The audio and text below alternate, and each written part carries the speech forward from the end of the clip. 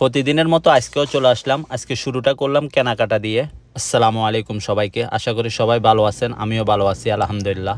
আমি একজন সৌদি প্রবাসী। আমি সৌদি আরবের জেদ্দা ডিস্ট্রিক্টের একটা উপশহরে থাকি। আমি আমার প্রতিদিনের লাইফস্টাইলে কিছু কাজের অংশ আপনাদেরকে দেখাই। যথাক্রমে আমি চলে আসলাম সুপার মার্কেটে। সুপার মার্কেট থেকে কিছু কেনাকাটা করলাম। যেটা যেদিকেই যাক তাদের কেনাকাটা কখনো বন্ধ হবে না। সুপার মার্কেটের চাপটা শেষ করে চলে আসলাম লাইব্রেরিতে কিছু জিনিস দিয়ে গেছিলাম আরো আগে, সেটা নিতে আসলাম।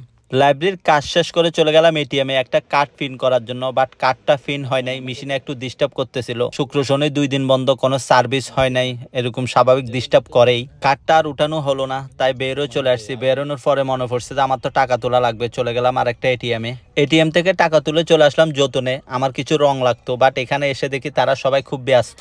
দেখতেছি রাস্তার মধ্যে সবাই মিলে খুব বেশি আঁকাআঁকি করতেছে। আমি জিজ্ঞেস করলাম কি ব্যাপার, কি হলো? বলতেছে বলে দিয়ে এসে আজকে ওয়ার্নিং দিয়েছে, গাড়ি রাখার জন্য পার্কিং লাইন করে দিতে হবে। রং তেমন বেশি ছিল না, মাত্র এক বর্মির রং ছিল। ওটা নিয়ে দিয়ে আসলাম স্বামীর কাছে।